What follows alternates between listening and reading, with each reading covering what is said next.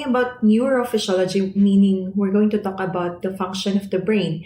And we're going to start with the basic function of synapses and neuromuscular transmission. So, para saan nga ba ang synapses? So first, in order for us to understand what a synapse is, we need to know what is the central nervous system neuron. So the neuron is the basic functional unit of the brain, and the CNS contains more than 100 billion neurons. So in this figure, it shows us a typical neuron type found in the brain motor cortex.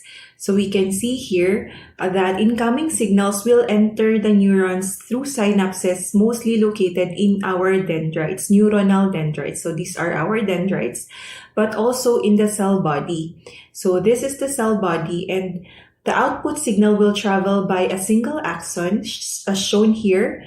It leaves the neuron, and a special feature of most synapses is that the signal normally passes only in the forward direction. So forward direction lang siya. From the axon of a preceding neuron to the dendrites or on the cell membranes of a subsequent neuron. Now this feature forces the signal to travel in a specific direction in order to perform a specific nervous system function. So again, as a review, we have the dendrites, the cell body, and the axon. So synapses, these are what we're going to talk about. The space in between two neurons wherein our action potentials passes through. So here, we have the sensory part of the nervous system, and we are going to talk about the sensory receptors, sensory experiences, what we feel. And it can either cause immediate reactions from the brain, such as when you touch a hot pot. And of course, it will require an immediate response of removing your hands from the surface that you touch, diba? Because it's hot. Now, some of our experiences are transported or they are transformed into memories that can be stored in the brain for either few minutes, hours, days, or years. It depends on the type of memory. Of course, if, for example, that's a first kiss, it lasts longer in our memory, especially if we like it. But if we don't like it, baka makalimutan na natin the next day. So, sana lahat naaalala natin, di ba? Now, the somatic portion of the sensory system, which transmits sensory information from the receptors of the entire body surface and from some deep structures. So we start with our receptors. So we have here kinesthetic receptors of the joint, and then the Golgi tendon apparatus and the muscle spindle. We also have touch receptors, which specifically our Meissner's corpuscle. For pressure, we have your Pacinian corpuscle. And then for pain, cold, and warmth, we have your free nerve endings, which are all located on the skin. So this information then will enter the central nervous system through specific pathways. So they can be conducted immediately to multiple sensory areas, such as our spinal cord, of course, at all levels of the spinal cord, the reticular substance of the medulla, pons, and mesencephalon of the brain. We also have the cerebellum, the thalamus, and of course, the somesthetic areas of the cerebral cortex. So this is the sensory part of the nervous system. On this next slide, we can see here the motor part of the nervous system, or we also call this effectors, because the eventual role of the nervous system is to control bodily activities, whether those are voluntary or involuntary activities. And this task is achieved by controlling the contraction of skeletal muscles, appropriate skeletal muscles throughout the body. What else? Contraction of smooth muscles, specifically in our internal organs, such as the uterus or the urinary bladder. And secretion of chemical substances both by exocrine and endocrine glands. So motor part yan. And these activities are collectively called motor function of the nervous system. So we have here the muscle spindle and the glands. These are all called effectors because they are the actual anatomical structure that will perform the functions dictated by the nerve signals. So no, that's the motor part of the nervous system. Now, When we talk about the nervous system, its most important function is integration, how we process the information that we receive. Now take note, more than 99% of all sensory information is discarded by the brain as irrelevant and unimportant. See? 99%. Ang dami natin information na naririnig, nakikita, nararamdaman, but 99% will be irrelevant. Sana tayo naman yung nag-iisa na relevant and important, no, para maalala. But majority are really tagged as either unimportant or irrelevant. Now, this important sensory information excites the mind and it is immediately channeled into proper integrative and motor regions of the brain to cause desired responses. Of course, if there is an information, we have to integrate it, process it in order for us to know what to do next. Okay, so now in processing information, this is where the role of synapses enter. When we talk about synapses, they are important because they serve as junction point from neuron to the next. It's like passing on information from one person to another, and in between that, those two persons, meron silang synapse wherein the information has to pass through. It's the same thing with neurons. It's a junction point. Now, the synapse will also determine the direction that the nervous signals will spread through the nervous system. It can either be facilitated or inhibited from other areas in the nervous system. So, it will not be transmitted everywhere. Rather, it may be inhibited in some parts because it's not needed, but facilitated in some parts wherein it has to act upon. And it performs a selective action, often blocking weak signals while allowing strong signals to pass. So it's very important, the role of our synapse.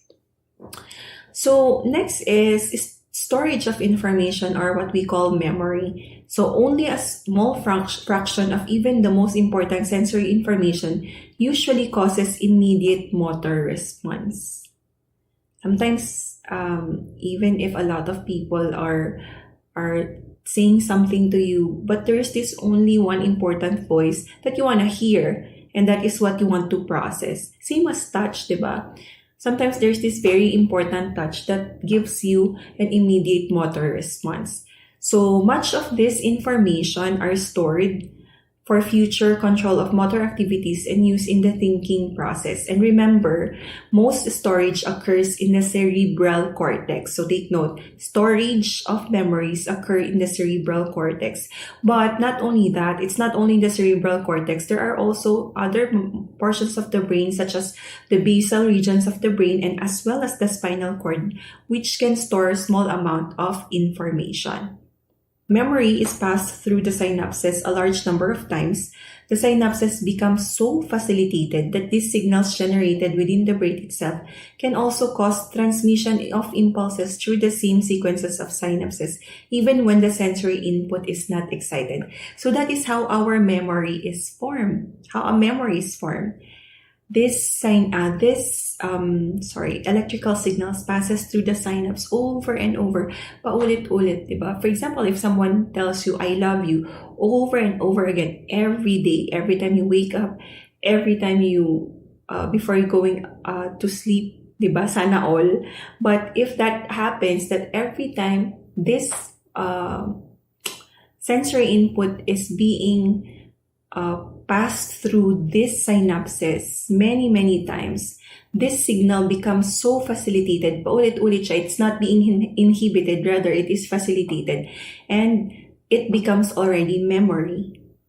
So sometimes even if we don't have that sensory stimulation anymore, we still remember it. It becomes part of our memory.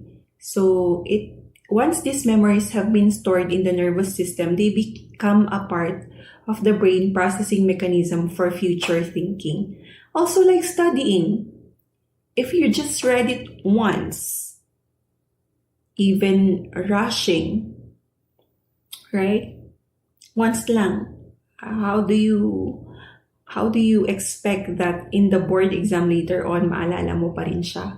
But if you read it and then try to read it again the next time, and then maybe read some questions about that certain topic. Then, pagdating ng board exam, that sensory information or that information has already been facilitated so many times that it already becomes your memory. So that's how we should study, for future thinking purposes, not for cramming purposes only. Yes, there are times that when you have to have a quiz and you're going to read the topic few minutes before the quiz, you will really remember it and you'll get even a high score in your quiz. But that does not give you, doesn't give you a good memory about that certain topic. So dapat paulit-ulit siya. But I do not say that, or I do not encourage that you read the same material. Next time, again, you're going to read it just the way you read it before. Sometimes it's hindi rin kasi siya ganun ka-effective. What you need to do is to devise some way that the next time that you're going to read it, only the important things that you have to remember are the things that you're going to read again. Or maybe practice through multiple choice questions about that certain topic, then try to answer it to test your memory as well. All right. So, major levels of the central nervous system function. Of course, we're talking about neurophysiology, the function of the brain. So I'm just gonna go ahead and give a quick recap about the brain. So when we talk about the spinal cord, it's not just a conduit. When you say conduit, it's like something that you pass through, right? So it's not just a conduit for signals from the periphery to the body of the brain or in the opposite direction. Rather, take note, even if, for example, the spinal cord has been cut in the neck portion of the region, there are still many highly organized spinal cord functions that may still occur. Okay? So what are these neuronal circuits found in the spinal cord? We have our walking movements, reflexes of the body from painful objects. Like, for example, when something sharp cuts through your skin, okay, it's a reflex that you're going to remove it. The signal doesn't even go straight to the brain, but it's just through the spinal cord, and then through a reflex arc, you remove your hand from that sharp object because it's painful. What else? Reflexes that stiffen the legs to support the body against gravity. Reflexes that control local blood vessels. So these are controlled at the level of the spinal cord. Even gastrointestinal movements or urinary excretion. So the human nervous system has a lot of functions, and that of the spinal cord is not just a conduit. Rather, it has separate functions. Now, when we talk about the lower brain or the subcortical, when you see the prefix sub, it means below. So below the cortex. And that's why it's called lower brain. Now, take note, it controls the subconscious part of the body or subconscious activities of the body. And I just want to emphasize here that when we talk about the medulla and pons, it controls the arterial pressure and respiration. Arterial pressure and respiration. How about the cerebellum and the reticular substance of the medulla, pons, and mesencephalon? They control equilibrium or balance. And of course, the hypothalamus, amygdala, medulla, pons, and mesencephalon, they are the ones that control feeding reflexes. So we're actually just going through a quick recap of the brain. Well, here we have the higher brain or the cortex. So as we have mentioned earlier, that this is the large memory storehouse. And take note, class, the cortex can never function alone. Rather, it is always in association with the lower centers of the nervous system. Meaning, if we're going to separate it from the subcortex and also from the spinal cord, it will not be able to function. But without the cerebral cortex, take note, the functions of the lower brain and of the lower brain center are often imprecise. So meaning, the cortex is important to make our actions precise or accurate. So this is due to the vast storehouse of cortical information, which usually converts these functions into determinative and precise functions. Finally, the cerebral cortex is essential for most of our thought processes. Okay, it is the lower brain center, not the cortex, that initiates the wakefulness of the cerebral cortex. Thus, it opens our memories. But the cerebral cortex is the one who will make these activities precise. So, in summary, the different portions of the brain has their own specific function. But I want to emphasize that it is the cortex which opens a world of stored information for use by the mind. Okay? So there's a use for the spinal cord, there's a use for our lower brain or subcortex, and of course, a very vast use of the cortex as well. Now, we move on to our main topic, which is synaptic transmission. So, information in the brain is transmitted mainly in the form of nerve action potentials, or ito yung tinatawag nating nerve impulse. So, each impulse, class, it may be blocked. Okay, you may block it if you don't want it. It may be changed from a single impulse into repetitive impulses. It may also be integrated with impulses from other neurons, thereby causing intricate patterns of impulses in successive neurons. So all these functions can be classified as synaptic functions of the neurons. So again, as we have mentioned earlier, the synapse is a specialized junction, and there are two types of synapses. The first one is called the electrical synapses. The cytoplasm of adjacent cells are directly connected by the clusters of ion channels, which are called gap junctions. They allow the free movement of ions from the interior of one cell to the interior of the next cell. So this picture shows us our gap channels or gap junctions.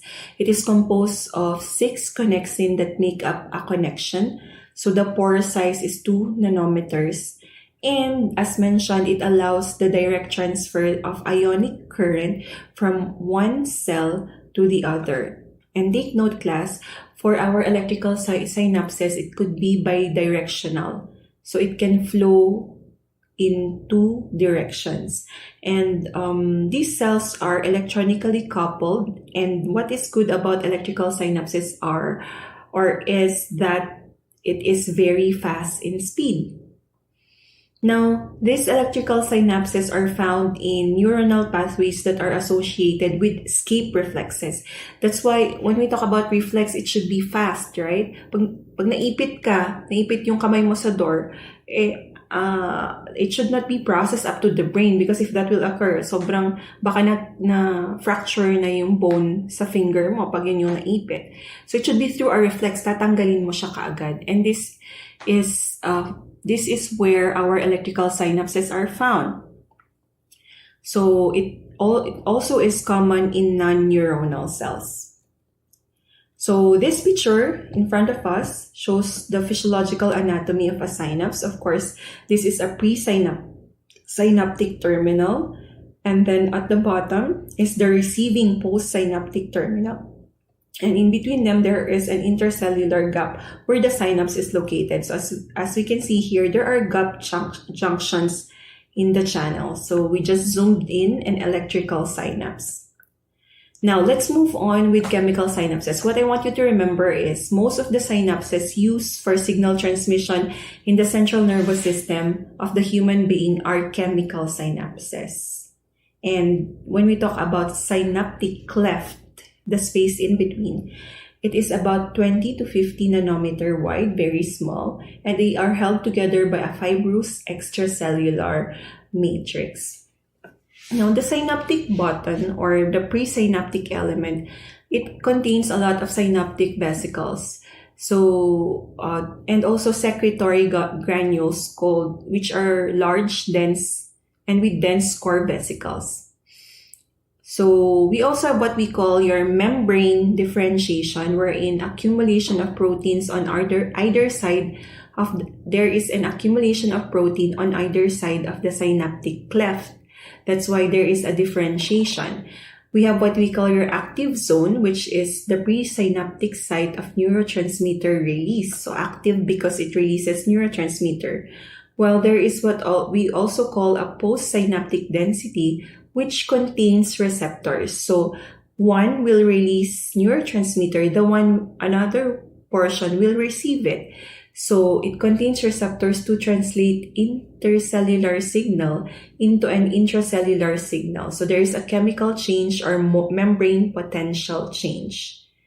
Now, in these synapses, the first neuron secretes at its nerve-ending synapse a chemical substance called a neurotransmitter. So we're going to show that in the next picture. So here, okay, this is a presynaptic terminal and a postsynaptic terminal. And this picture shows us the one-way conduction at chemical synapses. Remember, we said earlier that for electrical synapses, it is bidirectional. So in contrast with that of a chemical synapse, it has only one-way conduction. So one direction lang siya. Parang yung sikat na boy band, diba? Yung isang classmate ko, one of the most intelligent classmates I had in med school, si Golda, favorite niya ang One Direction. That's what makes you beautiful. So ganun din ang chemical synapse. It's only in one direction. So it allows signals to be directed toward a specific goal. So there's a specific transmission of signal to discrete and highly focused areas. That is how a chemical synapse works. So in a presynaptic terminal, so we're just going to discuss more about the terminal. So when we talk about presynaptic, it resembles small round or oval knobs, just like this one. They are separated from the postsynaptic terminal, which is located at the bottom, by a neuronal soma, which is called a synaptic cleft. Here, the space between is what we call the synaptic cleft.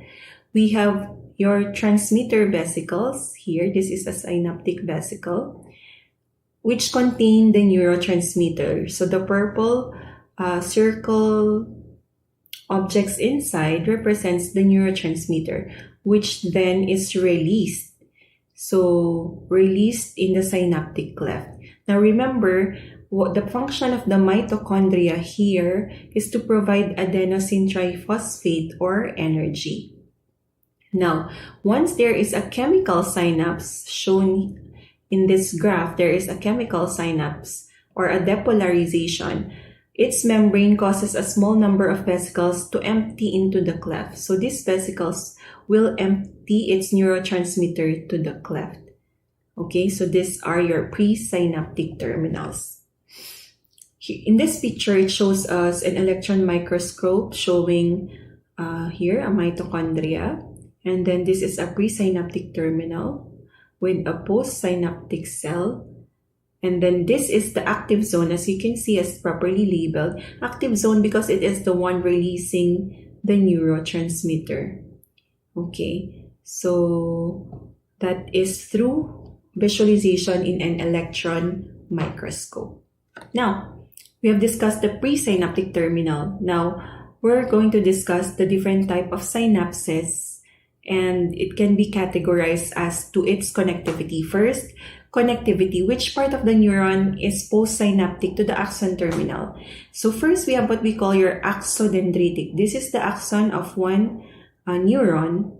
So where is it connected? So it is connected to the dendrite of another neuron. So that's called axodendritic. This, on the other hand, is axosomatic. So this is the axon of the neuron. It is connected to the body of the next neuron, cell body, or the soma. So it's called axosomatic. This, on the other hand, is called axoaxonic because, as you can see, two axons. This is one axon connected to the soma, but this axon is connected to the axon of the other neuron. That's why it's called axoaxonic. Okay, that is based on connectivity. Next, it can be categorized as to its anatomy. So we are going to look at the size and shape of the synapse and the appearance of the pre- and post-synaptic membrane differentiations. So there are two types of membrane differentiations in the post-synaptic membrane. It is known as Grace type 1 synapses versus Grace type 2 synapses. Now, one characteristic to differentiate this is to know if it's asymmetrical and symmetrical. It's easy to remember that. If it's gray type 2, you'll see two letter I's together. They look symmetric. So gray type 2 are symmetrical, while gray type 1 synapses are asymmetrical because it's only one. There's nothing that mirrors it. So gray type 1 is asymmetrical, gray type 2 is symmetrical. Now, this picture shows us different synapses by its size and shape. Okay, so different shapes and different sizes, so it could be categorized that way as well.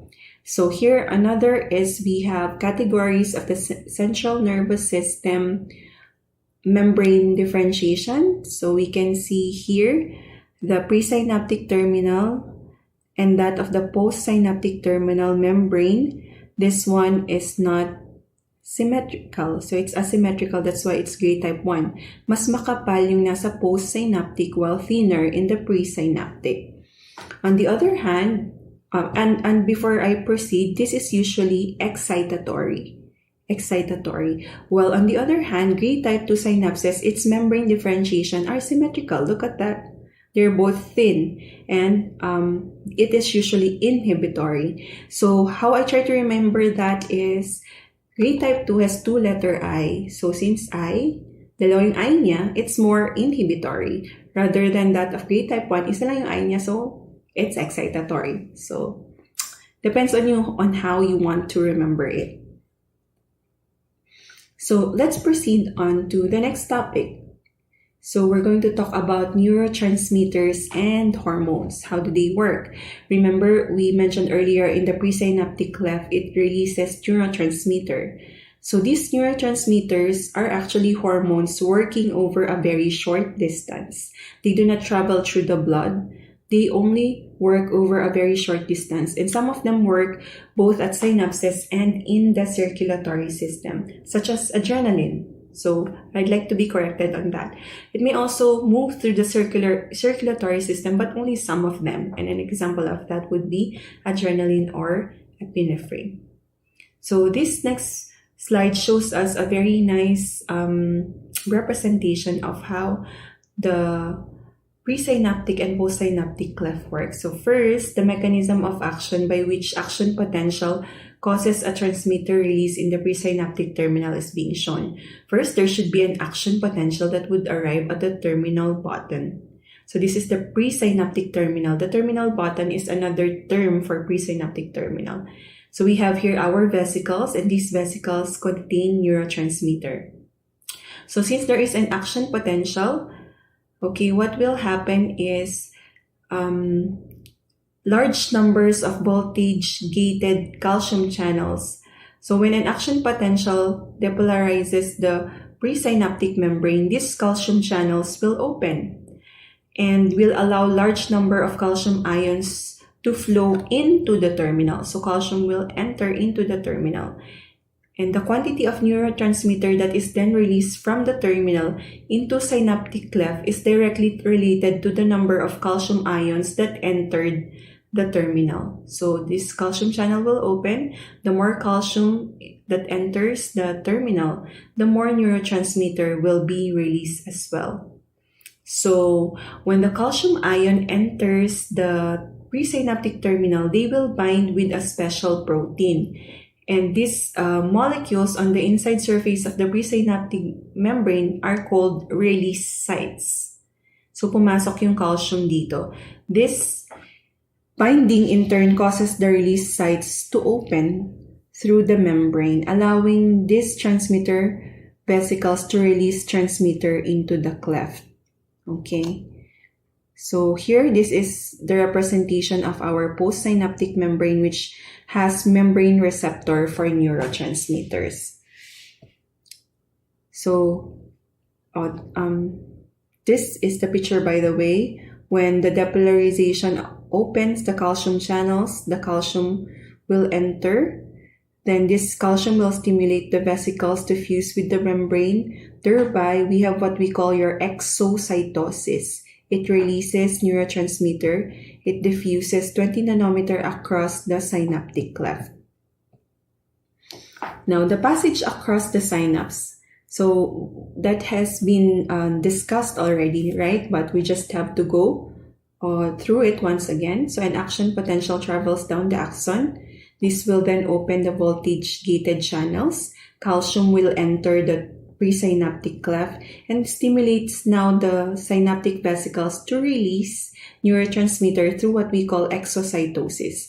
And then after which, the calcium will be pumped out of the presynaptic cleft again. Now, what will happen next once there are neurotransmitters in the neurosynaptic cleft? We have here the receptor sites on the postsynaptic membrane, which are ion channels. They will open when the neurotransmitter will bind. So once na mag-bind, it will open and it will now cause localized depolarization because ions will leak in or out of the membrane. So it will cause depolarization in the next neuron. So this is just describing what we have just discussed. Once the neurotransmitter diffuse into the receptor in the postsynaptic membrane, this will then open specific receptor sites and ligand-gated ion channels. So the sodium or potassium may enter or go out of the cell, which causes then localized depolarization of the membrane. So this picture just shows us another action potential generated which travels down the postsynaptic cell, and then the neurotransmitters then that are not used will be destroyed by enzyme in the cleft and will stop the signal from being perpetuated or facilitated. Okay, so yung mga hindi nagamit na neurotransmitters, this will be destroyed. So you will learn more about what enzymes are destroying them in the next topics. Now, a new action potential. So if there is a localized depolarization in the postsynaptic cleft, it will build up to the nerve cell threshold and will cause a full action potential. And then again, same process. It will travel away and down to the postsynaptic neuron, and the action of the neurotransmitter will stop. As I've mentioned earlier, it may be diluted by diffusion in the synaptic cleft. Pwede siyang ma-dilute or may be hydrolyzed through the action of enzymes. So, sisirain yung mga naiwan na neurotransmitter sa synaptic cleft. Okay, so as I was saying earlier, when we talk about action potential, we also have what we call the second messenger system in the postsynaptic neuron. So of course, if there is a second messenger, that means there was a first messenger or there is a first messenger. So as we can see here, there is a transmitter substance that opens the receptor protein. So this is considered as our first messenger, which then cause series of steps that activates our second messenger. So your second messenger system in the postsynaptic neuron, it's used by process of memory. It requires prolonged changes in neurons for seconds to months after the initial transmitter substance is gone. So it requires prolonged changes sa neuron. And the ion channels are not suitable for causing prolonged postsynaptic neuronal changes because these channels close within milliseconds after the transmitter substance is no longer present. So it will not work if what we are using are ion channels. So there are different types of second messenger proteins. We have what we call G proteins, which are the most common. And these inactive G protein complex are found free in the cytosol. So they are located in the cytosol, which consists of guanosine diphosphate plus 3 components. So here, guanosine diphosphate in 3 components. We have a beta and gamma component that are attached to the alpha component. Now, when the this receptor is activated by a transmitter or a neurotransmitter, which is the first messenger, it then caused the receptor to undergo a conformational change, which exposed a binding site for the G protein complex. So pag nagkaroon siya ng binding site that is exposed for the G protein complex, this will permit the alpha subunit to release. Okay, the alpha subunit will be released in the complex, and it will release GDP and simultaneously bind guanosine triphosphate while separating from the beta and gamma portions of the complex here. So separated by an alpha guanosine triphosphate complex, it is then free to move within the cytoplasm of the cell and perform one or more multiple functions. So this will depend on the specific characteristic of each type of neuron. So that is how a second messenger neuron functions. Now we have what we call excitatory or inhibitory receptors in a postsynaptic membrane. So it depends on what type of receptors are located in the postsynaptic membrane. So if it is an excitatory receptor, so it will open sodium channels. It will allow large number of positive electrical charges to flow to the interior of the postsynaptic cell. Now, this will increase the intercellular membrane potential in the positive direction toward the threshold of excitation. So, it will excite the cell. It will depress the conduction through chloride or potassium channels or both. So there will be less conduction of chloride and potassium, and various changes in the internal metabolism of the postsynaptic neuron to excite the cell activity. So that's excitation. How about if it is inhibitory receptors? This, on the other hand, will open the chloride channel, and there will be rapid diffusion of negatively charged ions. So it will increase the conductance of potassium outside of the neuron. So positive ions diffuse to the exterior. Therefore, this activation of receptor enzyme will inhibit cellular metabolic function. So this is what happens with inhibition. So potassium ions will increase in conductance out of the neuron. Now, what we need to take note is there are synaptic junctions that exist outside the brain. The synapses are not only found inside the brain, but rather there are also junctions outside the brain. And these are junctions between autonomic neurons and glands, smooth muscle, and heart. So these are the junctions that control our involuntary organs. So we call this neuromuscular junction because it is a junction between a nerve cell and a muscle. Diba? It's very nice. That's why it's called NMJ, neuromuscular junction. So here we have a representation of a neuron. This is the presynaptic, the presynaptic cleft, and then the postsynaptic membrane is that of the muscle. So it's called neuromuscular junction. It's a junction between the nerve cell and the muscle cell. Okay, so that is for our involuntary activities. Now, on the next slide, we see here the different types of neurotransmitters. Neurotransmitters are actually chemical substances that function as synaptic transmitter. And there are more than 50 chemical substances that have been proved or postulated to function as synaptic transmitters. There are two groups of neurotransmitters. We have small molecule rapidly acting neurotransmitters, which gives us acute responses. Very small sila, but they give us acute or fast responses. While there are much larger ones called neuropeptides that usually act much more slowly. Diba? Pag maliit, diba? Small but terrible. Maliit pero mabilis. Meron naman yung malalaki pero mabagal gumalaw. So we have different types. We have amino acids, which are found in synaptic vesicles, as well as amines. And then we have what we call your peptides, which are found in secretory granules and may exist in the same axon terminals as amino acids and amines. So it may also be found together with amino acids and amines. There is fast transmission uses amino acids or acetylcholine, while slow transmission may use any of the three types of neurotransmitters. So fast, amino acids yan, fast yan, while pag slow, pwedeng itong tatlo, pwedeng amino acids, amines, or peptides.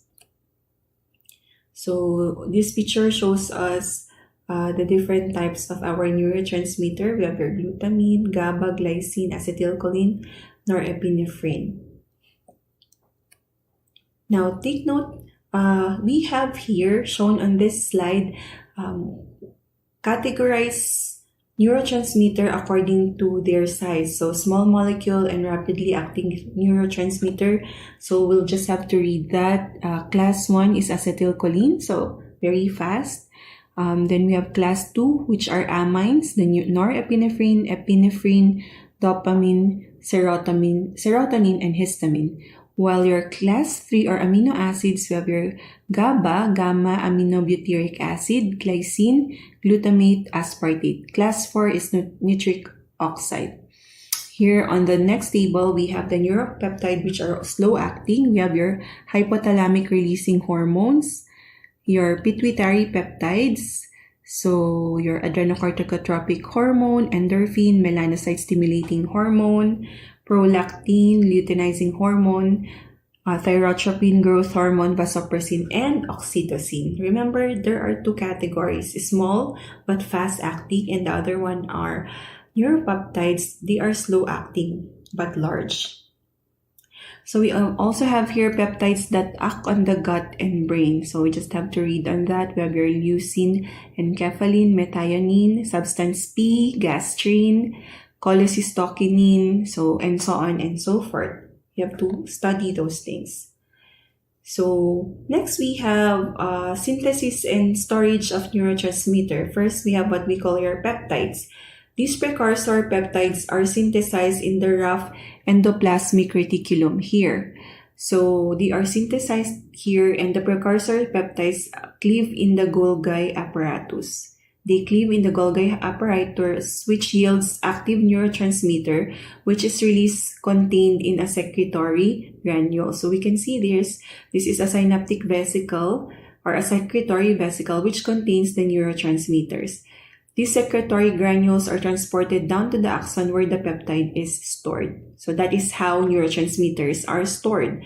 So for the case of peptide, they are stored in secretory vesicles. Amino acids and amines, on the other hand, they are synthetic enzyme that converts precursor molecule into neurotransmitter in the cytosol. So for peptides, they are from the rough endoplasmic reticulum, while that of amines and amino acids, they are converted in the cytosol. So transported proteins loads the neurotransmitter also into synaptic vesicles, and they are stored until there is an action potential, then they will be released. So here, when we talk about neurotransmitter, receptor, and effectors, take note, the neurotransmitter must bind to a specific receptor protein in the postsynaptic membrane. So it only chooses specific cells to bind with, or there's a specific receptor that they will bind with. And binding will cause a conformational change in the receptor. And the two major categories of receptors are transmitter-gated ion channels or ligand-gated ion channels, or your G protein-coupled receptors. So we're just going to have a quick review on that. So when you say ligand-gated ion channels such as this, the structure are channel proteins with a ligand binding domain, and this causes a channel to open. The neurotransmitter, once it binds with the receptor, it will cause the channel to open, and it will depend on what type of ion that will pass through the pore. So if it's sodium and potassium channel, it will cause depolarization, and they are excitatory. But take note, if they are chloride channels, they will cause hyperpolarization, therefore inhibitory. So it will depend on what type of specific ions will pass through it. Activation is generally rapid or fast. So pag sinabi nating fast, they may be mediated by amino acids and amines, not peptides, kasi ang peptides are slow. Now, we have what we call your excitatory postsynaptic potential. And here, we can see excitatory neurotransmitters are acetylcholine and glutamate. So, impulse that arrives in the presynaptic terminal will cause the release of neurotransmitter, and the molecule bind to transmitter-gated ion channels in the postsynaptic membrane here. Now, sodium will then enter the postsynaptic cell through the open channels. The membrane will become then depolarize. So see here, there is a depolarization, which will result here the change in the membrane potential. Therefore, it causes excitation. Okay, it causes excitation. On the other hand, we have what we call inhibitory postsynaptic potential, as we have mentioned earlier. So there are arriving impulses in the presynaptic terminal. They will then cause molecules to bind to the postsynaptic membrane, and if chloride will enter the postsynaptic cell here through these open channels, the membrane will become hyperpolarized, as you can see here. Therefore, it will cause inhibition. Okay, so here in this picture, we can see a resting neuron here. It is somewhat less negative than 90 millivolts. So the resting membrane potential is about negative 65 millivolts. And lower voltage is important because it will allow both positive and negative control of the degree of excitability of the neuron. Okay, so look at this. Negative 45 millivolts will cause excitation, while negative 70 will cause inhibition. Here we have the G protein coupled receptors.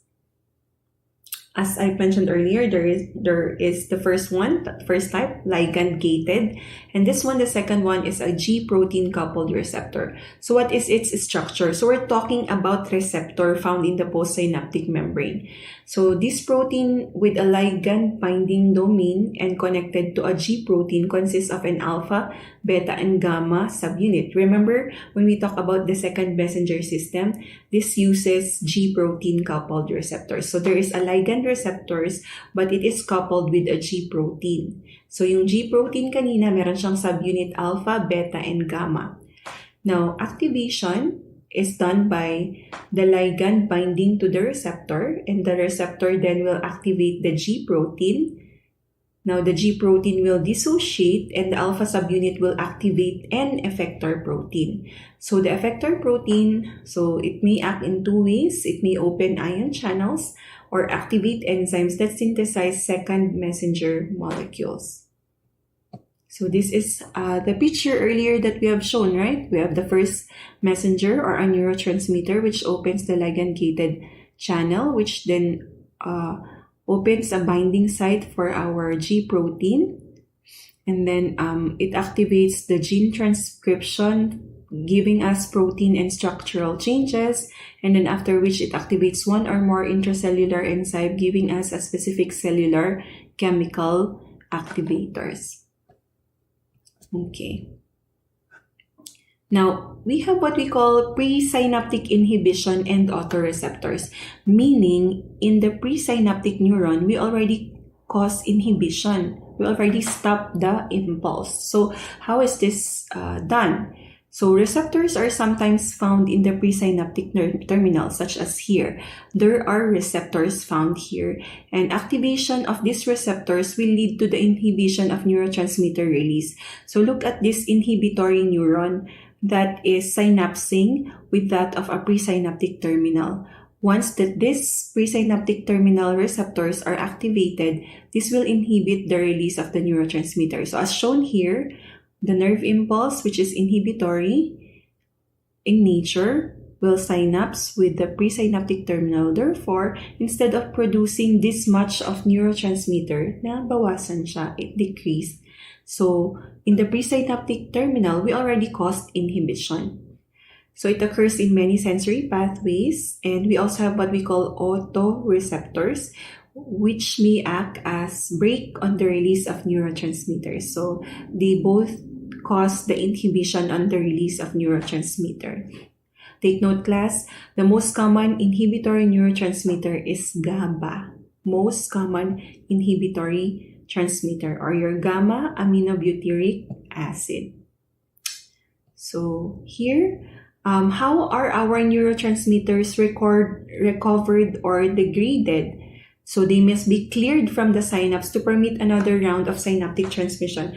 Do you remember earlier in the synapse, may mga naiiwan na neurotransmitter, they cannot be there forever. Dapat malinisan, parang malinisan mo ulit yung synapse in order for it to have another round of synaptic transmission. So it should be cleaned. So there are different methods where how neurotransmitters are degraded. Number one is they may be diluted through diffusion. Next, there's enzymatic degradation in the synapse. So certain enzymes will destroy the neurotransmitters. Next, presynaptic reuptake. So they will reuptake the neurotransmitter, but then it will be followed by degradation or recycling. Uptake by glia cells and uptake by the postsynaptic neuron and desensitization. So that is how they are recovered or degraded.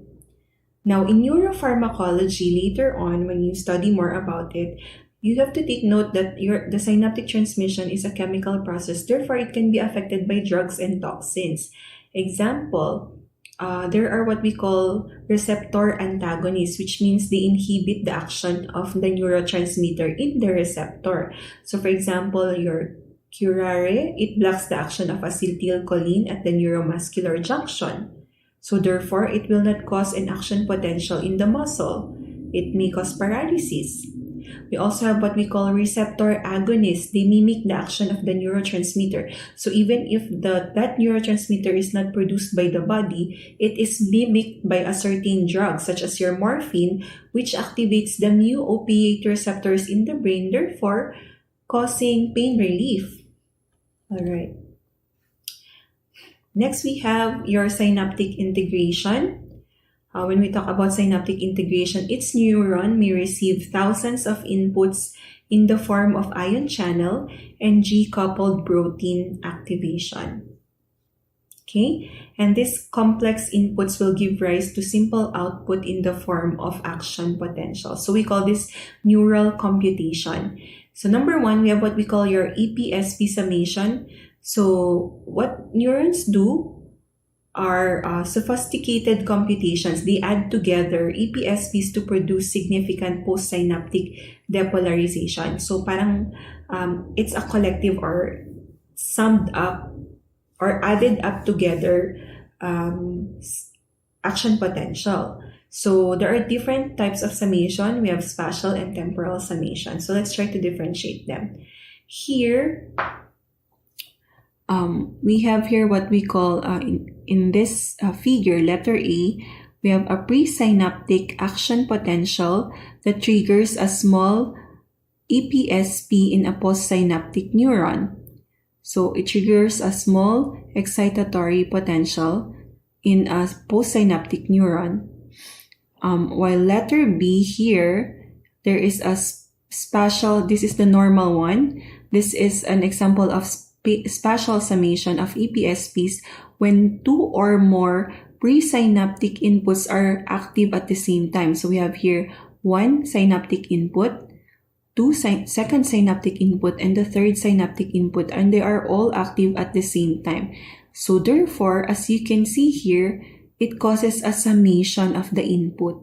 We call this spatial summation. Letter C, on the other hand, are temporal summation of EPSPs. So when it's only one presynaptic fiber, it fires action potentials in quick succession. So one, second action potential, and then third action potential. So together, it causes temporal summation with quick summation. So for spatial summation, ang mnemonic natin dyan is S, same time. So 3 synaptic inputs, 1, 2, 3 different presynaptic terminals. But for temporal summation, it is on quick succession, but it only uses one presynaptic terminal. Okay? So that is what summation is all about. So it's higher than just one action potential and one presynaptic terminal. So I hope you understood it. So there's only one presynaptic terminal with one action potential, therefore the EPSP is lower. Well, on this one, there are 3 presynaptic terminals, each giving action potential, so it's higher. And also this one in quick successions. Okay, next we have also what we call your dendritic cable properties, wherein decreasing depolarization as a function of distance along a dendritic cable pag humahaba siya. So triggering of an action potential depends on how far the synapse is from the spike initiation zone and the properties of the dendrite, which may be internal and membrane resistance. So some membranes have, or some dendrites rather, have voltage-gated channels that can help amplify the signals along the dendrites. So such as here. So we call this property dendritic cable properties. So current is injected into the dendrite, and where depolarization is recorded, so the current spreads down the dendrite, much of it dissipates across the membrane. Okay, so therefore, depolarization measured at a distance from the site of current injection is measured. So from this injection, this will be recorded as higher, but on a further distance, it will now be measured as here. It's not already smaller. What do you call this? The signal will now be slower. So pag habang lumalayo siya, lumilit din yung signal niya. Okay, excitable dendrites. So we have here a pyramidal cell in the cerebral cortex. They have long apical dendrites. And when injected with depolarizing current, as shown here, many generate complex oscillations of membrane potential because of the voltage-gated sodium and calcium channels in their membrane. So ito naman yung dendrites that can be excitable. So sodium and calcium channels. As you can see here, there are oscillations because of the injected with depolarizing current and that specific part of the dendrite. Inhibition, we have been talking about inhibition. So shunting inhibition, so ito yun. So IPSP are generated when ion channels are open, causing hyperpolarization of the membrane. As mentioned earlier, the most common inhibitory neurotransmitter is GABA. But aside from that, glycine is also inhibitory, and they open the chloride channels. Now, what does shunting inhibition mean? It means a neuron receiving one excitatory and one inhibitory input. So we see here, there is an excitatory synapse, and then on the other hand, there is an inhibitory synapse. So it receives both. So inward movement of chloride ions will negate the flow of positive ions. So there is excitation here, but since there is an inhibitory synapse action potential here, which allows the flow of chloride ions, it decreases then the synaptic potential. Okay? So, clinical correlation. Very quick lang tayo dito sa clinical correlation. So, fatigue of synaptic transmission. Yan, isa-isahin natin. So when we talk about fatigue of synaptic transmission, this may happen, So excitatory synapses are repeatedly stimulated at a rapid rate. So ang bilis, paulit-ulit siyang na-excite yung mga synapses, excitatory synapses. Now the firing rate becomes progressively less because of fatigue. So excess excitability of the brain during an example, there's seizure. So, excess excitability of the brain. So, it is finally subdued so that the seizure ceases. So, pag biglang nag-stop ang seizure, what happens? Naging conscious ba agad ang patient? No. There's a time na magiging unconscious yung patient, hindi siya agad magigising because of fatigue of the synaptic transmission. During seizure, very active yung excitatory synapses. Therefore, there will come a time that this seizure will stop. So this is a protective mechanism against neuronal activity. Mainly exhaustion or partial exhaustion of the stores of transmitter substances in the presynaptic. Okay, here. So effect of hypoxia on synaptic transmission. So neuronal excitability is also highly dependent on an adequate supply of oxygen.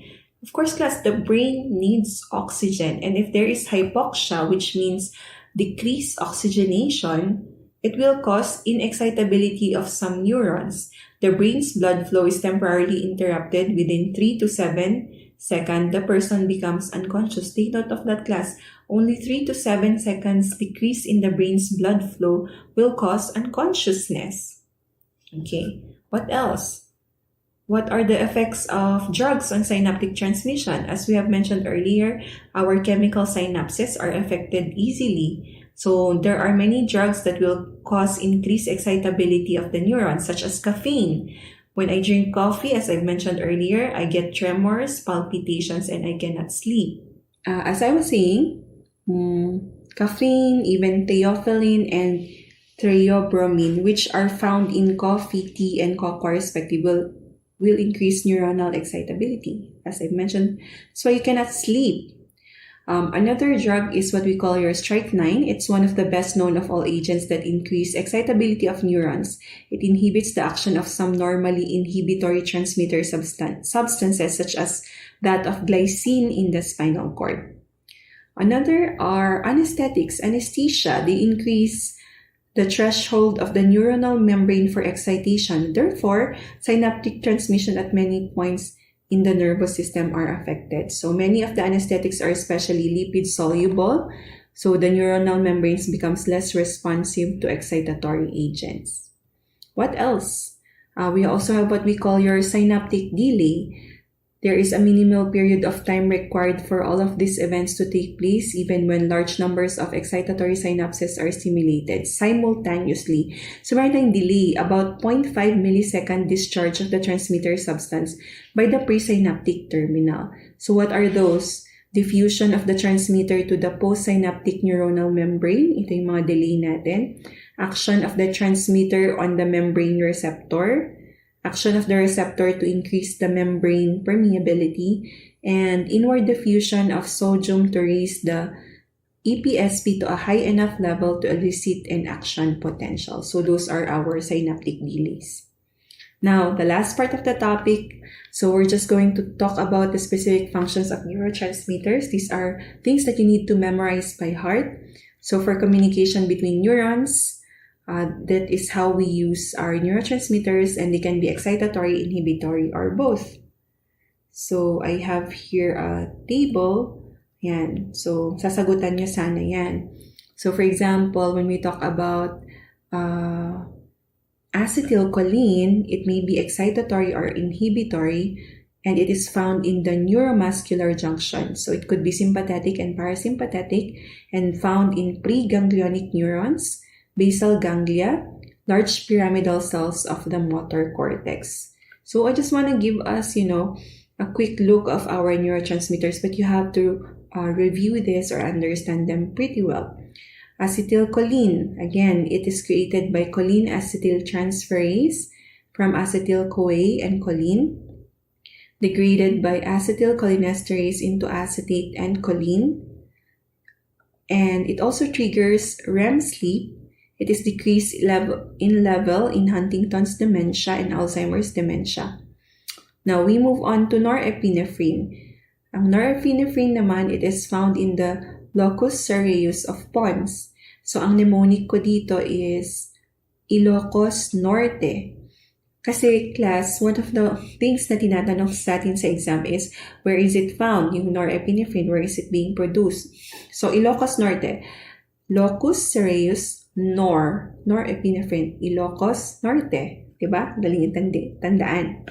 Neuromodulator in the it is a neuromodulator in the central nervous system and neurotransmitter in the peripheral nervous system also. It is synthesized inside synaptic vesicle, and it is used for arousal or wakefulness. Next, we have norepinephrine. It is secreted mainly by the adrenal medulla, so take note of that. Adrenal medulla, and it is used in anaphylactic reactions or allergic reactions. So that is epinephrine, adrenal medulla. Now we also have what we call your dopamine. Your dopamine is secreted in the substantia nigra. It fine-tunes movement. So it makes our movement precise. And it is also secreted by the hypothalamus. And for diseases disorders which are called Parkinson's, there is decreased dopamine. So the dopamine 2 is increased on the other hand in schizophrenia. Serotonin, o yung tinatawag nating happy hormone, it is found in the median raphe of the brainstem. So, ang mnemonic ko naman dito is SIR-RAF. So, parang teacher, no? SIR-RAF, serotonin, raphe of the brainstem. So, from tryptophan, it is converted to melatonin.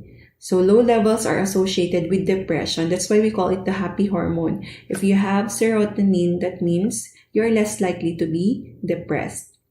Next, we have nitric oxide. So, nitric oxide synthase converts arginine to citrulline and nitric oxide.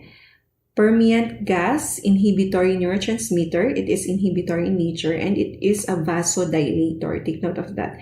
It is a vasodilator. Okay, now we move on to our inhibitory neurotransmitters, glycine and GABA. When you talk about glycine, it's most common in the spinal cord. Spinal cord, main inhibitory neurotransmitter, glycine, spine, inhibitory, okay? While GABA is the brain main inhibitory neuron, brain, letter B, GABA, brain. Ito, glycine, spine.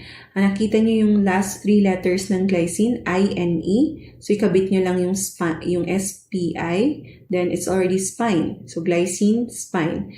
GABA, brain. They are both inhibitory. So, it increases chloride influx and decreases anxiety. Now, we have glutamate. Now, the one way how I remember glutamate as being excitatory is it's like glucose. When you have glucose, you become excited. So that's how I remember it. So brain main excitatory neurotransmitter is glutamate. There are 3 receptor subtypes: ionotropic, ligand-gated, including NMDA receptors, and one subtype which is metabotropic. It is activated by NMDA. It activates NMDA receptors. So, we also have your opioid peptide, which inhibits neurons in the brain involved in pain perception. Opioid is for pain. It does not include morphine because morphine is exogenous. And lastly, the neurotransmitter substance P is involved in fast pain. Kaya siya substance P, pain. Fast pain and slow pain. Okay, so that's a quick review of our neurotransmitters. And I hope you understand well our topic for today, which is the basic function of our synapses and neurotransmitter. So that ends our lecture. I hope to see you again in our next lecture videos. Thank you.